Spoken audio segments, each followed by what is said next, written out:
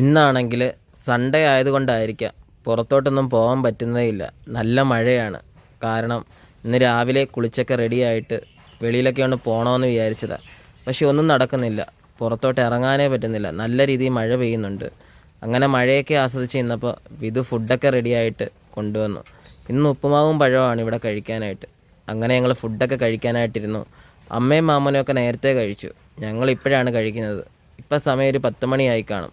അമ്മയും മാമനും കൂടെ അതാ വെളുത്തുള്ളിയൊക്കെ പൊളിക്കുകയാണ്. വിധുവിൻ്റെ ചേച്ചിക്ക് അച്ചാറിൻ്റെ ബിസിനസ് ഉണ്ട്. അപ്പോൾ അവിടെ കൊണ്ടുപോകാൻ വേണ്ടിയിട്ടാണ് വെളുത്തുള്ളിയൊക്കെ പൊളിക്കുന്നത്. ഓർഡറുകൾ കൂടുതലായിട്ട് കിട്ടുമ്പം നമ്മളും ഇങ്ങനെ ചെയ്തു കൊടുക്കാറുണ്ട്. അവരെ സഹായിക്കും. അവരവിടെ ഹസ്ബൻഡും വൈഫും മാത്രമാണ് എല്ലാ കാര്യങ്ങളും ചെയ്യുന്നത്. അപ്പോൾ നമ്മളും കൂടി ഇങ്ങനെ ഇടയ്ക്ക് സഹായിക്കാമെങ്കിൽ കാര്യങ്ങളൊക്കെ ഇച്ചിരി വേഗത്തിലാകും. അതുകൊണ്ട് ഇടയ്ക്ക് പൊളിക്കാനുള്ള സാധനമൊക്കെ ഇവിടെ കൊണ്ടുവരും.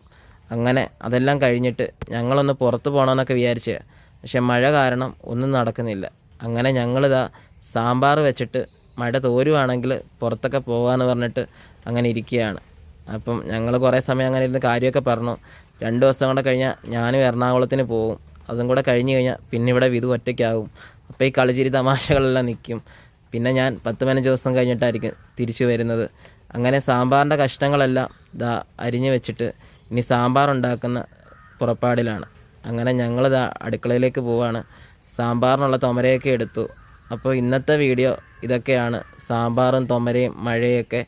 അപ്പം ഇതെല്ലാം കഴിഞ്ഞിട്ട് ഇനി പുതിയൊരു വീഡിയോ ആയിട്ട് നാളെ കാണാം. അപ്പോൾ എല്ലാവർക്കും ഞങ്ങളുടെ വീഡിയോ ഇഷ്ടപ്പെട്ടാൽ ലൈക്ക് ചെയ്യുക, കമൻറ്റ് ചെയ്യുക, ഫോളോ ചെയ്യുക, സപ്പോർട്ട് ചെയ്യുക.